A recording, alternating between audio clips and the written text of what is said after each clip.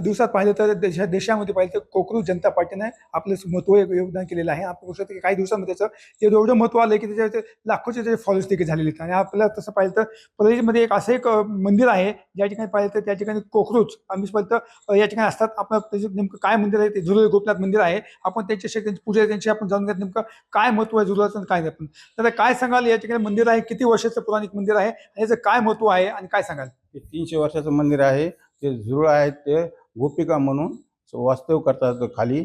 ते आपल्या अंगावर कपड्यावर काही दिसले घरी तर भाग्याचं असतात. हे स्वयंभू मूर्ती आहे झुरळ गोपीनाथाची.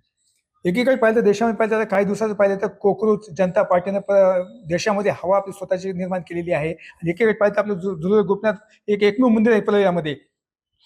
हे जे आहे स्वयंभू मूर्ती आहे. आपल्या म्हणजे घराण्यात काही घरी काही दिसले झुरळ तर इथं अभिषेक करावं लागते. काय महत्व आहे झुलळांचं, काय नेमकं महत्व आहे? त्या ह्या जे आहेत ते राधा आहेत, गोपिका आहेत, ते वास्तव करतात खाली.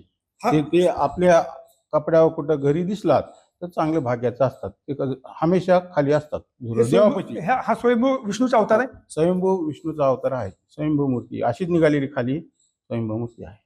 तर आपण पाहू शकतो प्रदर्शनामध्ये आता एक स्वयंभू मूर्ती आहे ज्या ठिकाणी पाहिजे ते पौराणिक मूर्ती आहे आणि त्याचा गोपिका म्हणून त्याचा जे झुलळ त्याचा वापर असतो. आणि त्याने पाहिलं तर देशात पाहिलं तर एकीकडे झुलळ पार्टी केली जाते, दुसरीकडे पाहिलं तर प्रदेशातलं अत्यंत महत्त्वाचं आणि प्रसिद्ध असलेले झुलळ गोपीनाथ मंदिर देखील आता चर्चेला येऊ लागलेलं आहे. कॅमेरा पर्सन विकास वाघमारेसह मी संभाजी मुंडे, टीव्ही MIT परळी बीड.